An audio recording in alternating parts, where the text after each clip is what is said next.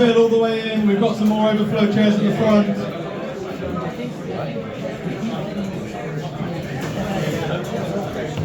That's it. Don't be shy. We've got more chairs here. You can grab a chair if there aren't any at the tables. Some benches at the back as well.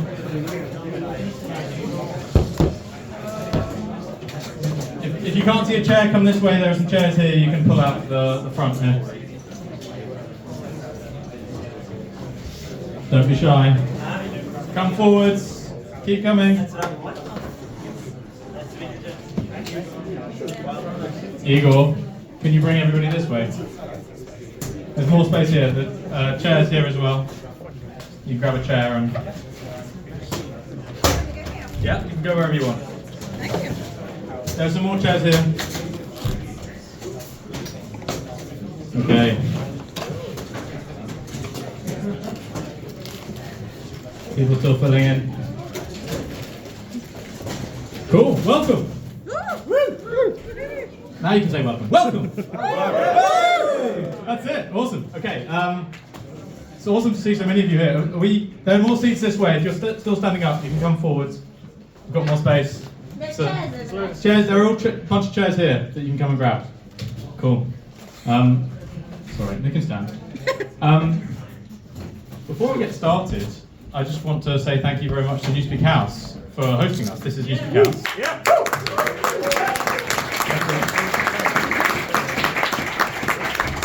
Who raise your hand if you're familiar with Newspeak House? You've been here before, you know the deal. Okay, a lot of us. Okay.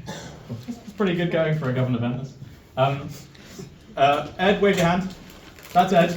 He runs this place, so if you've got more questions, I'm going to do a very brief spiel, but if you've got more questions, ask Ed. I used to live in this building. This is a residential sort of college, the London College of Political Technologists. Very interesting, lots of interesting people here, hence all of you. And if you're interested in hearing more, talk to Ed. They have a sort of a residential program, so you sort of apply, you live here, and you get access to the event space and all the events that happen here. So, Newspeak House, kind of cool, and they're letting us use the event, the space for the event. So, thank you very much. Round of applause again.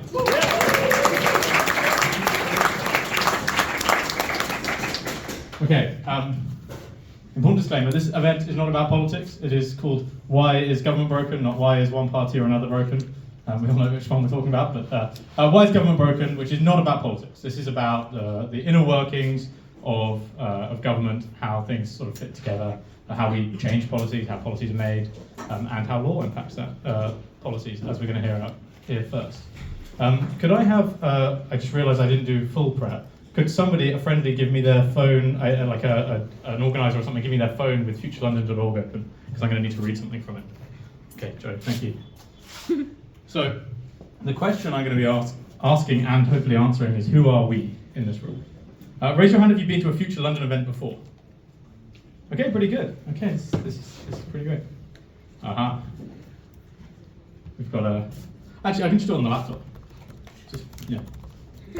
So, if you've been to the Future London website, first of all, you will have seen that. Cool, thank you. You're probably looking around you. We're going to revert to the slides.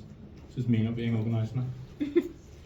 You're probably looking around you and thinking, what the heck is going on?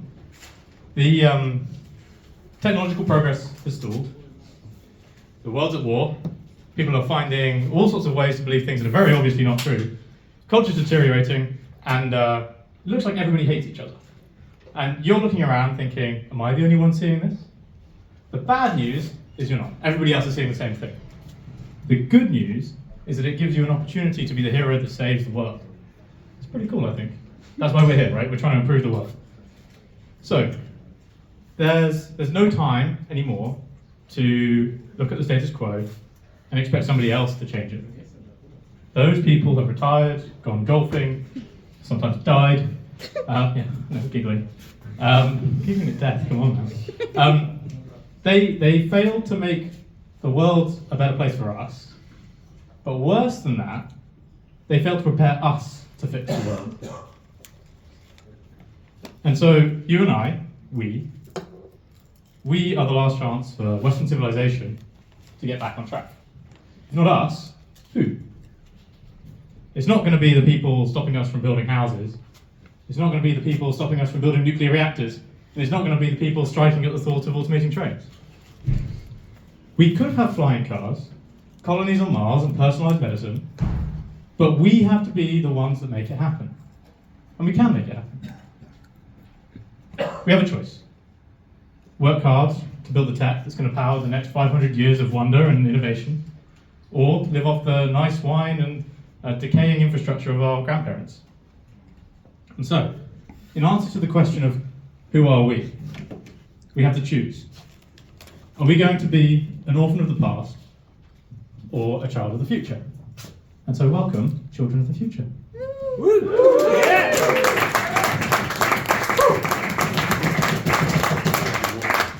That's what we like to hear. Okay, who are the children of the future? We're builders, we build things. We are ambitious, we think the world can be better than it is. And we're ambitiously, not just a little bit better, massively better. We're optimistic. We're optimistic about the world, not only that we're ambitious and that ambition can get us there, but also that everybody else, when shown the way, will follow. We're a community.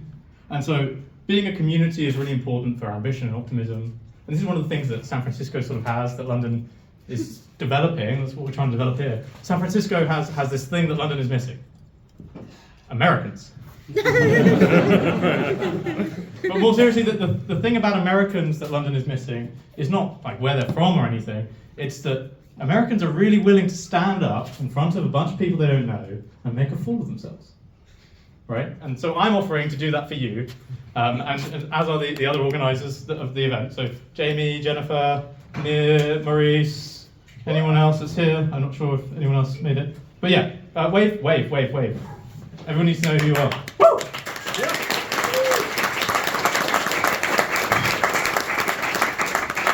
We're a community. Without a community, without this gathering force, like they have very naturally in America, ambition and optimism just dissipates. You don't want to go out and talk to your friends and say, hey, I think we can make the world way better. I think we can make personalised medicine. And everyone's like, nah, that's too hard. Like, of course you're not going to build personalised medicine like that. You're going to build personalised medicine colonies on Mars by coming and saying, hey guys, I figured out how to do it. And everyone's like, hell yeah, you're probably going to fail, but we're going to help you anyway. That's what we need, and that's what a community is. That's what we are.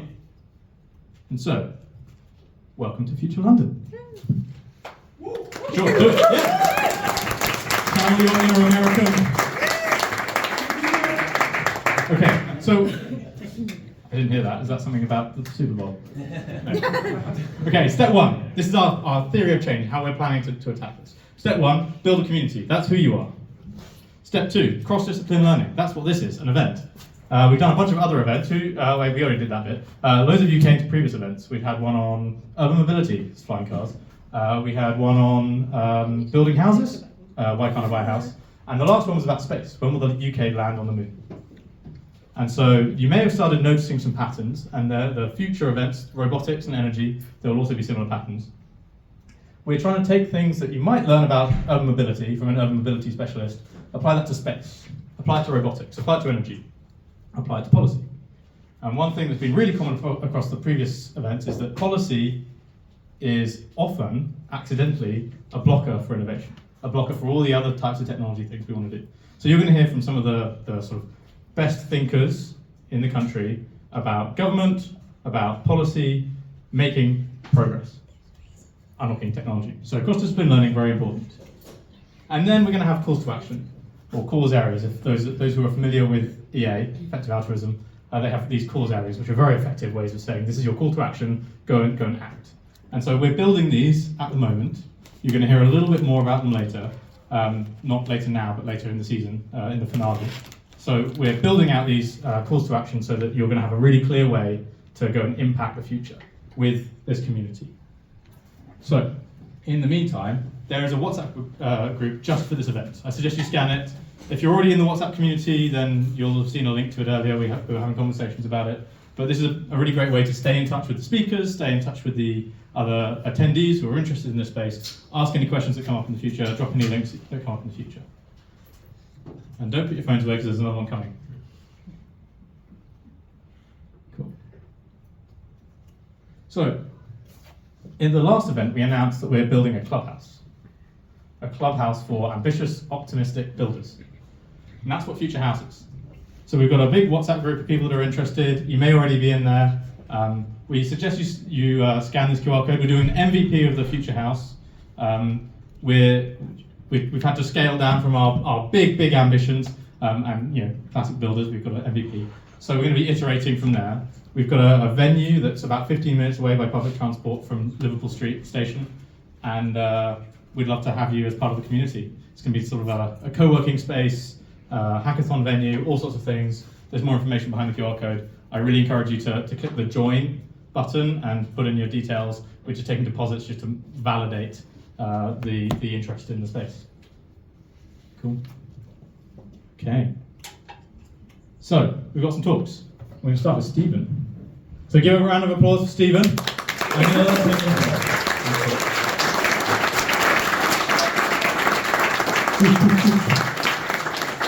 Stephen introduce himself.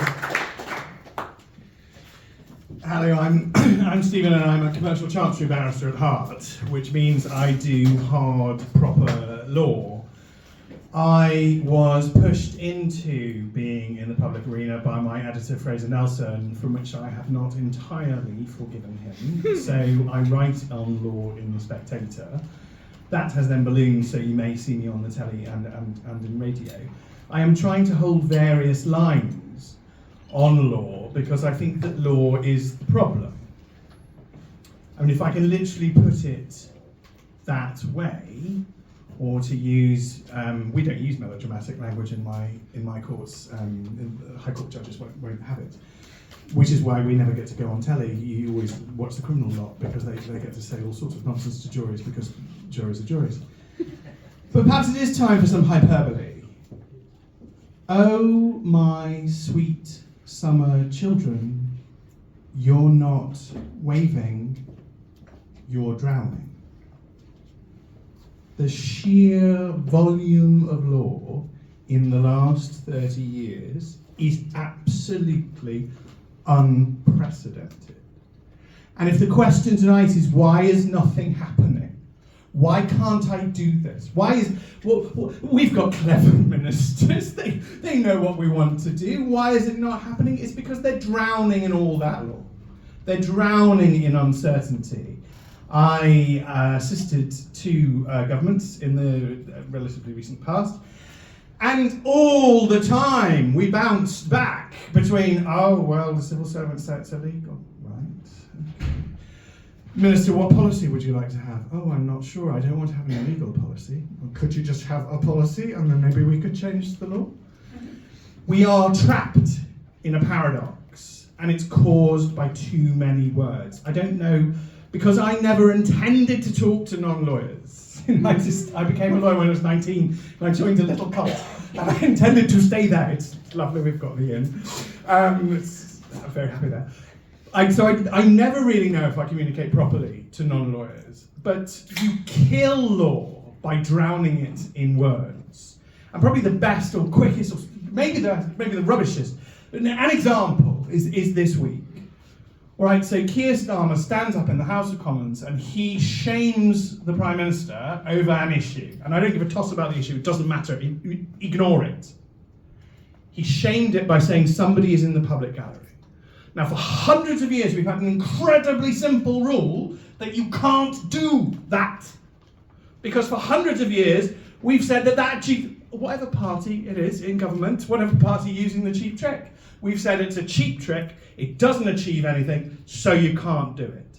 The House of Lords have preserved that rule. You literally can't do it. If any of us become members of the House of Lords, we can't use Keir Starmer's cheap trick. But the House of Commons has killed its clarity. Okay? It literally, I had an MP, quite a prominent one, tweeting me going, no, we repealed that law. They didn't. Lazy little. They never actually read the laws. That's another problem. But they didn't repeal the law. What they did was they made their law fat and flabby. They drowned their clarity with words. They put in extra words. They used to have a law. You cannot mention people in the public gallery. That's what we call a good law. It's quite simple, it's easy to follow. Everybody can do that. You don't need to have specialist KCs and a team of geniuses next to you to have confidence about what that rule says. You just go, can't mention people in the public gallery. A good, simple, clear rule. And they drowned theirs in the Commons with extra words. They put in extra words saying, you can do it as long as you don't intend to intimidate. You can do it as long as you're not trying to influence the debate. And all that did, I mean, I think Starmer's guilty of both of those. I think he was clearly trying to do both. But it didn't matter. In the moment, what mattered was the death of clarity. And that's the issue that I want to get across to you about what's happening in law, what has happened in law. 20 years ago, maybe a little bit more, let's not put on the strong lights. I sat as a young barrister in a chambers where we physically had the statute law on shelves. Physically watched it all go. 1995 was the first one to have 2 volumes instead of 1. And then that just carried on. And increasingly we just have more and more words. Another instance that keeps happening in public life is people at the BBC keep being very bad. BBC, by the way, is wrongly being held to a higher standard, but we can get back to that once we fix the entire problem. Because it doesn't understand impartiality. We don't understand what rules apply to Gary Lineker. At the moment, the only rules that apply to Gary Lineker are the rules that he thinks apply to him. Well, if you go back to basics, you go to something called the 2003 Communications Act. You read that act. I spent 3.5 hours trying to work out what the rule on impartiality is from that act. Right, for a start, that's a red flag. Okay, I'm not a moron. It should not take me that long to try and work out the rule. I'm very expensive. It should not take me that long to work out the rule. Everybody should know what the rule is for BBC impartiality. Why is law only the preserve of us who've studied it for decades? Why is it not for everybody? Why can't everybody read the law? And then once I've got through the 2003 Communications Act, I had to deal with Ofcom, who again just produce endless guidance. And none of it adds to clarity. All of it adds to confusion and difficulty. This is what I mean by drowning in words. If you don't have clear rules, you can't achieve anything. You end up in a state of absolute paralysis.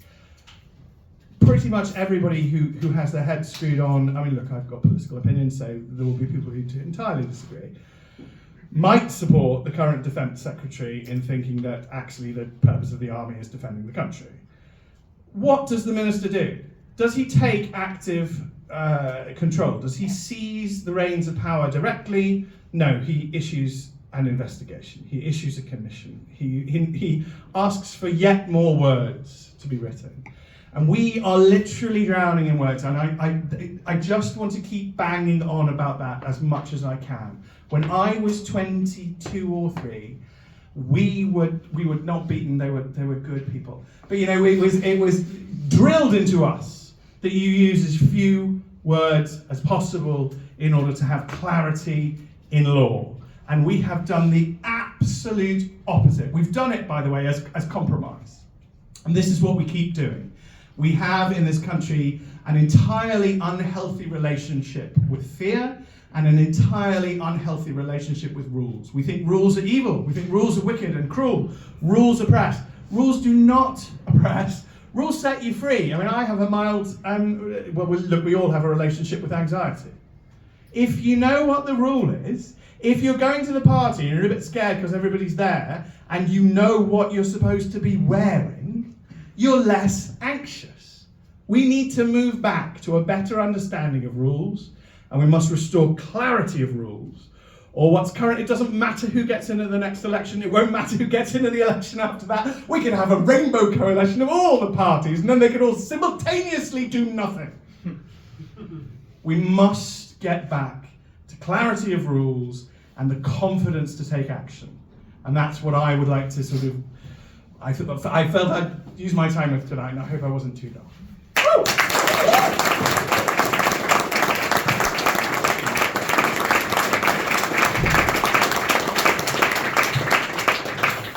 Thank you very much, Stephen.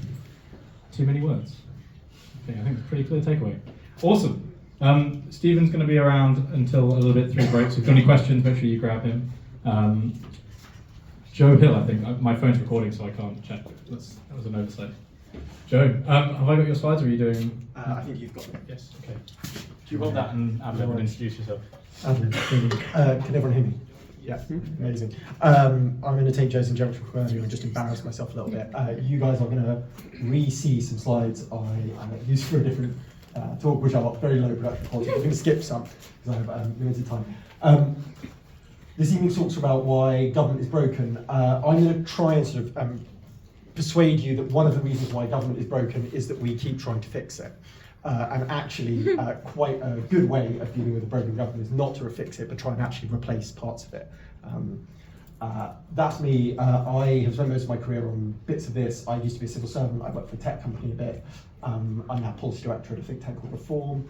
I think we'll probably skip through about the next 3 slides. Britain is broken. I think that's quite obvious.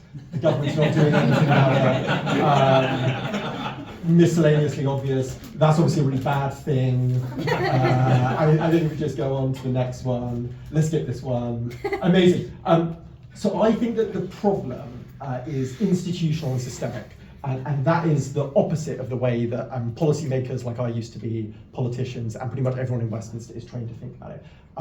When you are a sort of entry-level civil servant like I was in 2015, one of the first injunctions you get when thinking about any problem is like, what's the problem on the ground? And what's the problem that matters to voters? What matters to the general public? In tech terms, this might be like user-centered design or something like that. Like, how do we think about what really matters? So on previous slides, that might be war or pandemic or housing. The thing I'm going to try and get into a bit in this discussion is actually, I think that is sometimes a counterproductive way of solving, and actually more attention to the institutions we're expecting to solve all of these problems, more thinking about the horizontals rather than the verticals is what we need. When I say institutional, what do I mean by that? Britain actually has led the way in setting up quite a lot of really important policy institutions, which at the time were really revolutionary. The NHS, when it was founded 75 years ago, was like a revolution in how the welfare state worked, right? For good or ill, very different model.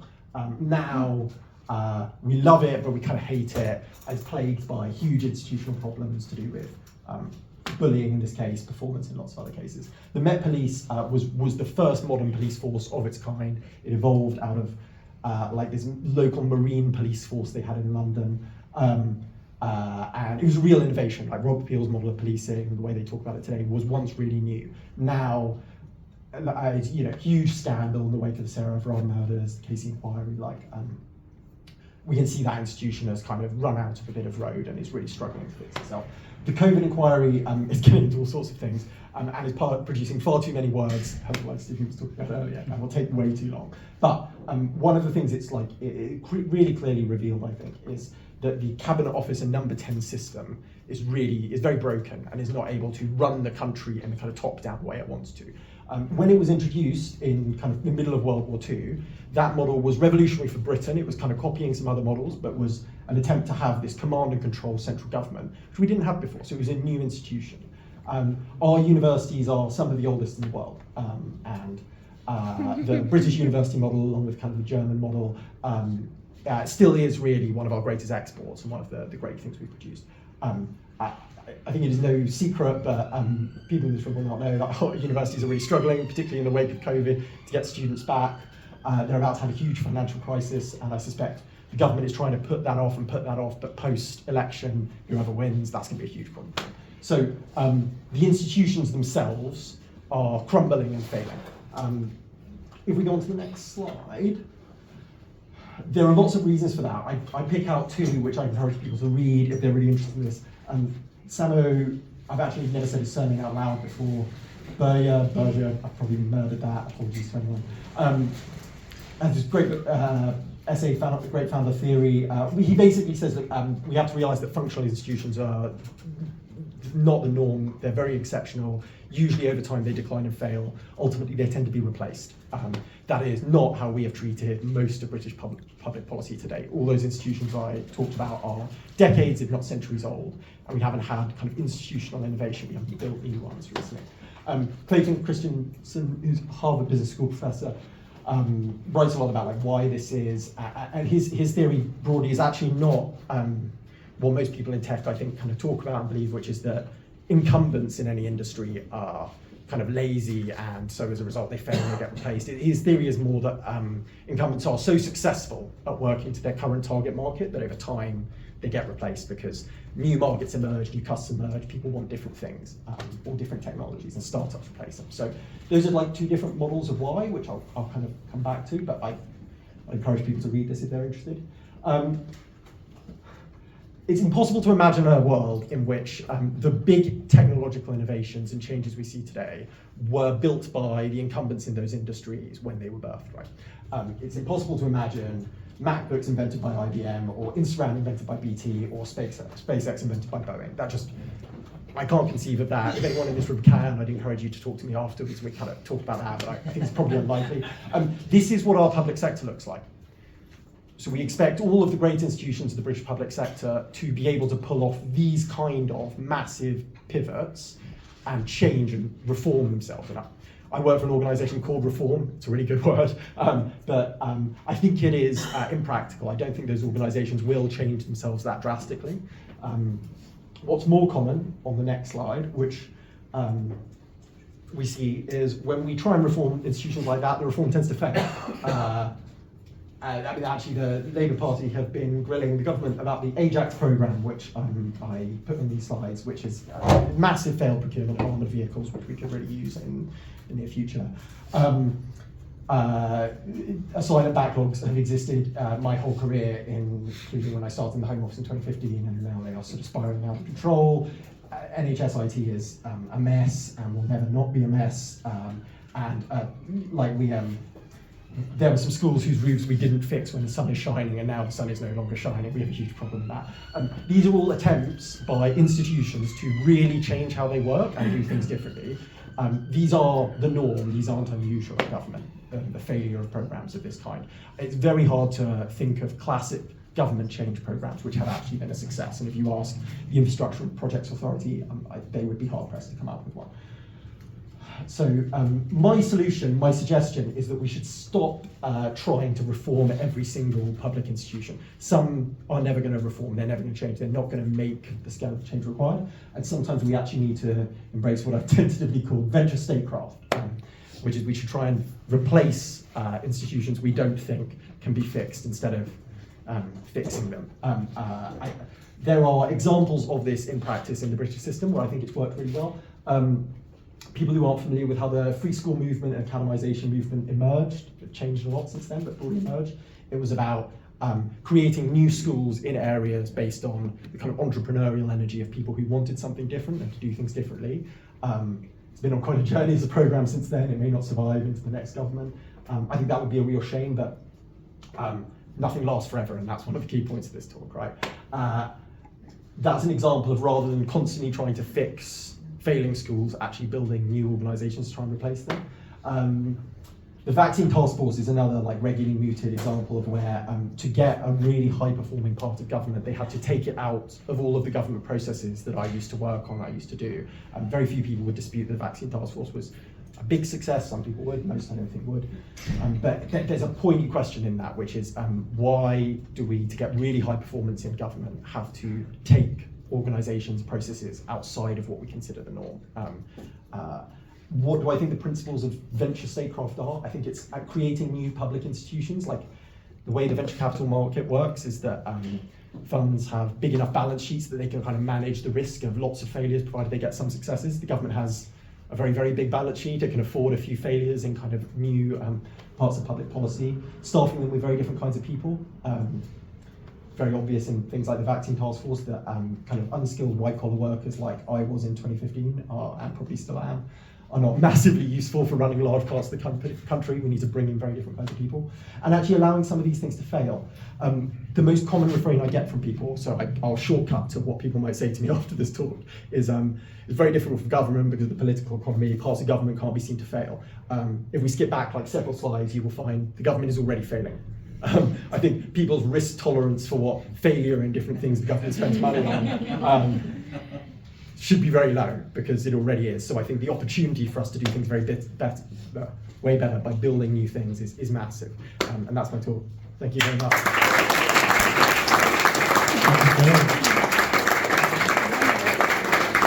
Thank you very much. Okay. Maybe. Let's see if we can. Easy yours, yeah. Yeah, I think I did a black slide to begin with. So thank you everyone for coming to listen. I'm Fabian Schessel.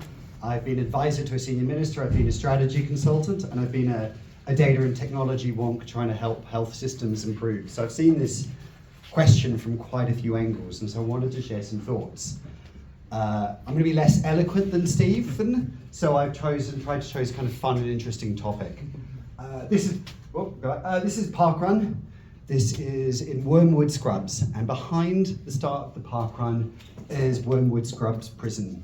Built 115 years ago on prime land, a short walk from a tube station next to an overcrowded hospital site with beautiful views over green space. Unfortunately, many of the people can't enjoy it inside. I went soon after joining the Ministry of Justice. I went to try to see what conditions were like on the ground. It was a autumnal morning. It's just before Omicron, it was after Delta. We thought things were okay, and there was a bit of a chill in the air, but nothing compared me to walking in to that. When they close the door behind you and lock the key, and you look around and you count, well, we've got the deputy warden, and I can see 2 guards, and about 300 men. And it looks like that, and it is terrifying. And it's not the visuals. The visuals are kind of what you expect from a Victorian era prison. It's the sound. Voices to your side, voices behind you, voices above you, and shouts echoing down the hallway. This is not the type of place that is going to be conducive to kicking a drugs habit or getting the technical qualification you never got. And yet we sit there with 50 odd of these Victorian prisons across our estates. Now, why have we got 50? There's a few reasons for that. One of them is money, right? Like this is, when you think about the NHS, and one of the biggest reasons for this is the NHS. The NHS, with healthcare inflation, is going up by 4% a year. Every term in government, that is 2% of GDP, needs to be added to the healthcare budget. These are terrifying economics. But we shouldn't, I bring this up because we shouldn't say the government is failing at everything. We did 4.5 million surgical operations in the NHS last year. The Tube today took about that same number of people. We graduated something like, I think it was 600,000 students a year. So the government is doing lots of things right. I think what we're concerned about here in this room is it doesn't feel like it's building for the future. So why aren't we? Well, one of them is money. We've got giant inexorable increases in some of our welfare spending. And one of the things that scares me, if we go on a couple of slides, go on more, is I always thought we all think like this. And then The Economist published this poll done with Ipsos in 2022 that asked people, would you rather spend more on healthcare and pensions even if less is spent on infrastructure and science? And the agrees is sitting here at nearly 60%. The disagrees is sitting here at about 15%. There is a constituency for the status quo, and I don't think we properly grapple that. I mean, we make a lot of decisions. I want to go back because I like the previous slide. I kind of skipped the point where I was going to raise it. We've got clever people working here. Like, this is not, we're short on engineering talent. They've gone through and prisons are now made like Lego kits, made in factories, assembled on site. It's incredibly fast. These are modern methods of construction. We've got smart people making smart choices, but something's going wrong. One of them is money and the support for that. If we go forward a couple, and I think Stephen made, I think, a really good approach in the speech to say there's one point from the speech to take home, it's this. The one point that I would make is red tape. Red tape kills development. Australia has rooftop solar sitting at 25% penetration. The US, with about the same amount of solar gain, was sitting at 2.5%. Why is that? Australia has same-day approvals for solar panels that are approved except by exception. In the US, it's a 6-month protest and fiercely contested. The red tape matters. If we go back to the prison build program, the number of, sorry, it was a verbally go back to the prison build program. To try to get any piece of policy, any decision through, the amount of process behind it, you need to get it through. You need to get it through about 10 counter-signatories. You need to get it to the permanent secretary, the junior minister, the secretary of state. You've got Treasury will want to come in, the Cabinet Office will want to come in, but Cabinet Office doesn't come in once, it comes in about 3 times. The Infrastructure Projects Authority will want to come in, and the Major Projects team, and the contracting, commercial and procurement will come on in. And all of these people, and this is not just once in the process of a project, it's every time you need to go through one of the major stage gates, outline business case, full business case, a lot of the time you go through the spending processes. Like with that, we were asking for fairly simple bits of analysis, and we were told it would take 2 weeks. We gave them 3-week deadlines, and we were told that's too short. I said, come on, I've been an analyst, I could do this about 3 hours. Meant 30 minutes, but I was being generous. And they said, that's fine, but like what you don't see is that we have, in that 15 days that you've given us, we've got like 13 days of process, and we'll give the analyst about 2 days. We still have to get them up to speed and bring them onto the topic. The process is just killing things. And it creates a secondary effect, a hyper-complexity, that just means that things interact in ways that aren't possible, and it just slows everything down. And then I want to bring this to this third point about politics mattering. I keep hearing politicians don't care about things beyond this election cycle. And the politicians I've worked with deeply, deeply care and are trying extraordinarily hard for a fraction of the money they make in private practice through a really grueling intrusion into their home and personal lives. But it is an incentive. And I asked the question, it's like, okay, well, if we need to do things within 5 years, that is a lot of time. But when we stick processes like that in the way, when it takes us, those prisons take us about 5 months to build, and we get shot in the head because they get shot in the neck. I have a tell the caveat. It takes 5 months to make construction. There's still early works, there's still post work, still ramp up, still da. But they're incredibly fast. But it takes 5 years of planning, and we'd lose half our planning approvals, including for sites that weren't appropriate for a prison that were next door to a prison. If we've got a system that works like this, we can either hope to change all of parliamentary democracy, or I think a little bit more easy, as to Stephen's point earlier, we can get rid of some of the words, we can get rid of some of the process, and make sure that we can deliver a lot within 5 years, because I think everybody dearly wants to. So, I'm going to leave with one remaining thought, which is we need to make the case for this. If you look at the statistics behind, we've talked about house building, so I didn't talk about. No, you don't need to do anything with slides. I'm just fine. You talked earlier about house building, and people oppose house building when it compromises views of the countryside. We've talked about investing in the future, and people are worried about compromising it today. We need not just to make changes and have clear ideas on what those changes are, but we need to bring people with us. That means, I don't know exactly what that means. I'm not a communication. We've got people from think tanks, so they can probably tell you better. But it's about making a manifesto, a clear set of decisions that we want to see. It's about aligning popular figures around that, and it's about selling it to the general public. We need to not stop talking about we're losing views for housing. We need to talk about, wouldn't it be great if your kids and your grandkids could live near you so you could see them grow up, afford to live near you. We need to make the case in a way that I don't think we have been today. I'm weirdly optimistic. I think something's got to change, but it's a tough road. And if there's anything, it would be, let managers manage, delegate more authority, remove some of the process and red tape. So. Thank you very much. Thank you, Fabian. Lawrence, can I bump you after break? Because I can smell fish and chips and I'm really hungry. So, fish and chips. Be directed by Jennifer, please. Can you make sure people don't trample each other? Get food, we'll be back. Lawrence is going to tell us about how to actually make some of these changes now. I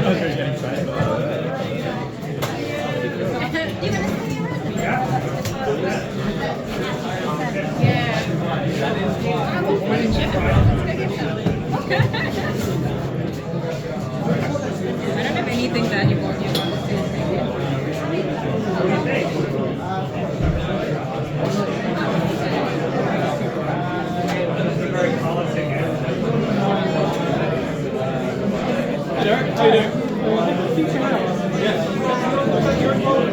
Yes, running it.